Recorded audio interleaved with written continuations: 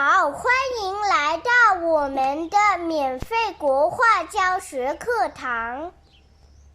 大家好，欢迎来到我们的免费国画教学课堂。本课堂综合了我们30多年的教学经验，总结出最简单易学的方法，一笔一笔尽可能详尽的教您画国画。在学习的过程中，希望大家能够按部就班，从零开始，一直连贯地往下看视频进行学习。初学者以临摹为主，临摹多了，笔触练好了，自然而然也就会创作了。到时您会发现国画其实也很简单。如果您从中得到了帮助，请记得订阅和分享给有需要的朋友，因为您的支持是我们前进的动力，您的坚持是您成功的秘诀。加油，一起努力让我们的免费国画课堂进行到底。谢谢大家的支持。好了，我就不再啰嗦了。现在我们言归正题。在画国画之前，我们先要知道我们需要什么样的工具和材料。下面我们就详细给大家介绍一下。那么毛笔我们常用这3支，这一支是豹蓝毫，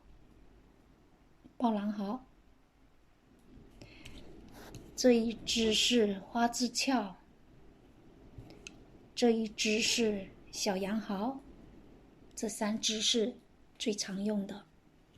如果有条件的话，豹蓝毫你可以准备2支，一个是用来画叶子，一支呢是用来画花，这样颜色就不会混在一起。另外呢，画到竹子的时候，我们还需要小蓝竹和大蓝竹。小蓝竹在我们平时画大的枝杆的时候也用得上。另外，在使用毛笔的时候，我们要注意2个问题。第一，在使用之前，新的毛笔我们需要用水泡，等它泡开之后，稍微洗一下就可以使用了。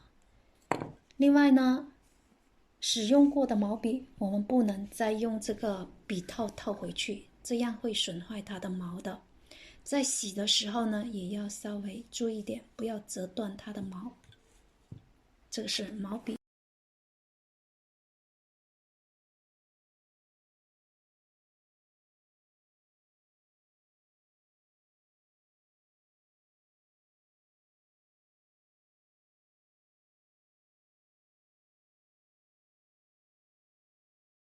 好，现在我们来了解一下颜料。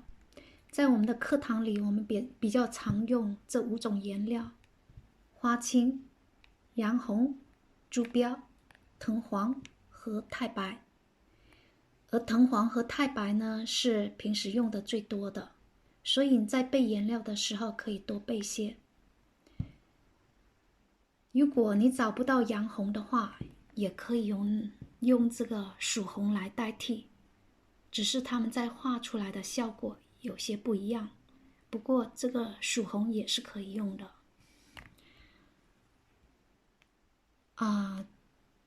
可能你们已经发现这是2种不同的牌子，你可以选择一个来买。另外呢，我们还会用到这几种颜色：孔雀蓝、赭石，还有墨汁。在纸方面，你可以买一些吸水性比较好的生宣纸，但是买纸是需要经验的，所以一开始不要买太多。等你发现哪一种纸真的好用的时候，你再多备些。另外呢，我们还需要一些比较便宜的平时练习的时候用的纸。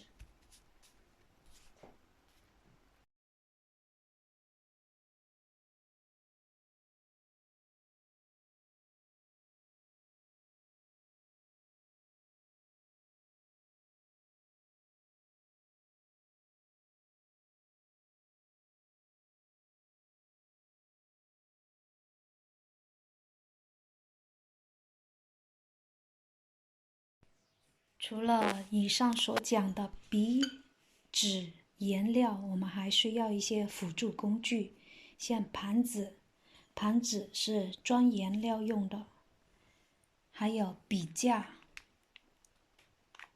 画画的时候放笔用的。